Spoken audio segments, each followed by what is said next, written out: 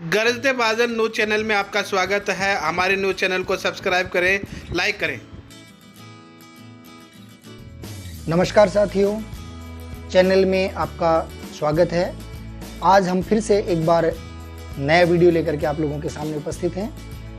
आज का युग बड़ा ही विचित्र युग है। जहां नजर पसारो स्वार्थ, ईर्ष्या की गंध आती नजर आती है। सम्मान पाने की होड़ लगी हुई है।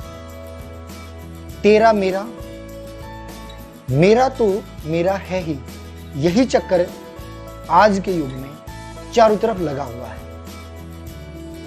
ऐसे समय में आप जैसे प्रबुद्ध बुद्धि आज भी लोगों की मदद करते नहीं थकते। नेकी करते हुए अपने स्वार्थों को भूलकर समाज सेवा में लगे हुए, जगत कल्याण की भावना अपने हृदय में संजोए हुए हैं। मैं उनको शत शत प्रणाम करता हूं। मेरी चिंता का मूल कारण यह है कि आज के युग में प्रत्येक माता पिता अपने पुत्र को राम के जैसा चाहता है, लेकिन स्वयं तो दशरथ बने। दूसरी चिंता का कारण यह है कि अध्यापक कहते हैं आज के युग में गुरुजी का सम्मान नहीं। गुरुकुल के समय आचार्य द्वारा दिया गया दंड भी शिक्षार्थी प्रसाद समझकर स्वीकार करते थे। लेकिन मेरा मानना है कि जब गुरुजी या हम कहें अध्यापक अपने आप का संयमित जीवन के साथ स्वयं अनुशासित रहते हुए अपने सीमित संसाधनों के साथ अगर तपस्वी की भूमिका का निर्वहन करता है तो निसंदेह राष्ट्र निर्माता तैयार करेगा। और जब स्वयं अनुशासित रहेगा तो उनके विद्यार्थी उदंड हो ही नहीं सकते।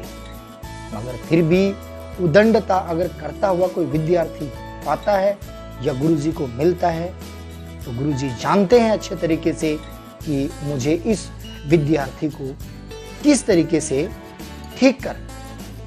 अच्छे एवं अनुशासित विद्यार्थी को शिक्षा देना कोई बड़ी बात नहीं है, कोई विशेष कार्य नहीं है।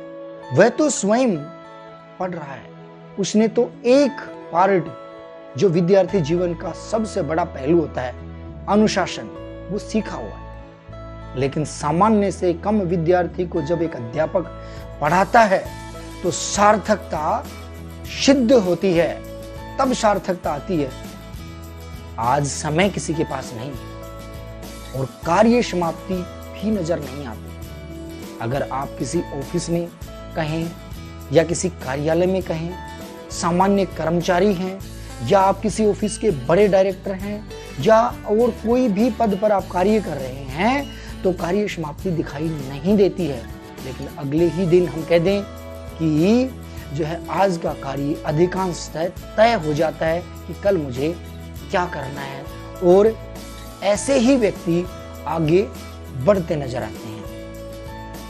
ऐसे समय में आज माता पिता के पास बच्चों के लिए, अपने परिवार के लिए शायद समय नहीं है और बचता भी नहीं है।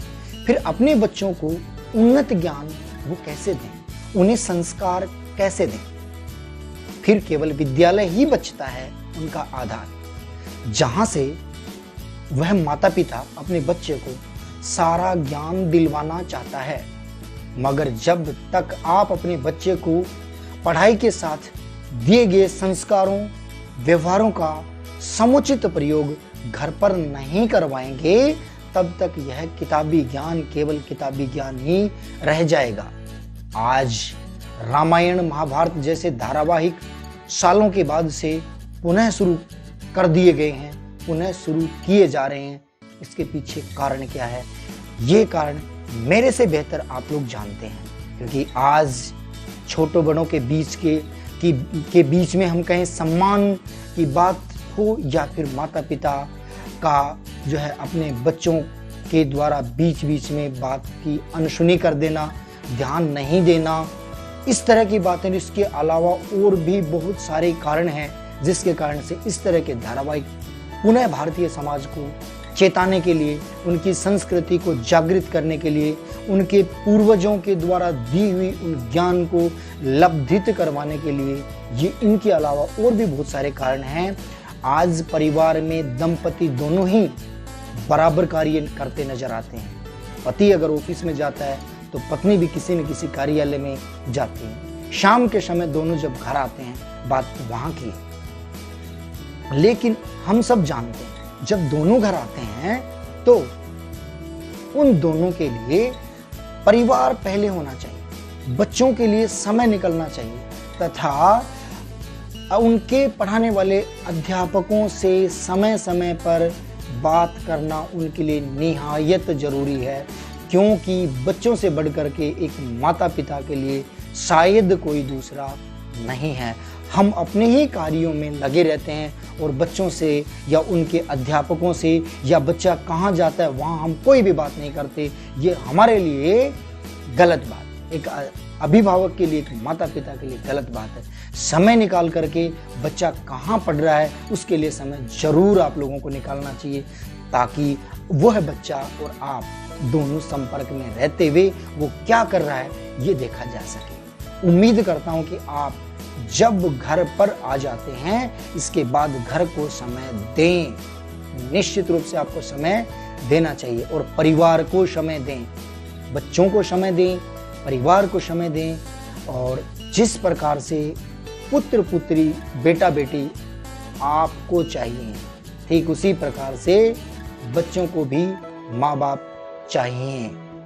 जब ये तालमेल बैठ जाएगा तो निसंदेह आपका पुत्र राम होगा और आप दशरथ की महत्वपूर्ण भूमिका निभाते हुए इस राष्ट्र निर्माण में अपने पुत्र पुत्री और अपनी औलाद का प्रभुत्व स्थापित करते हुए आप एक समाज के नेक इंसान माने जाएंगे। आशा करता हूँ आपको ये कुछ एक सामाजिक बातें पसंद आई होंगी। धन्यवाद।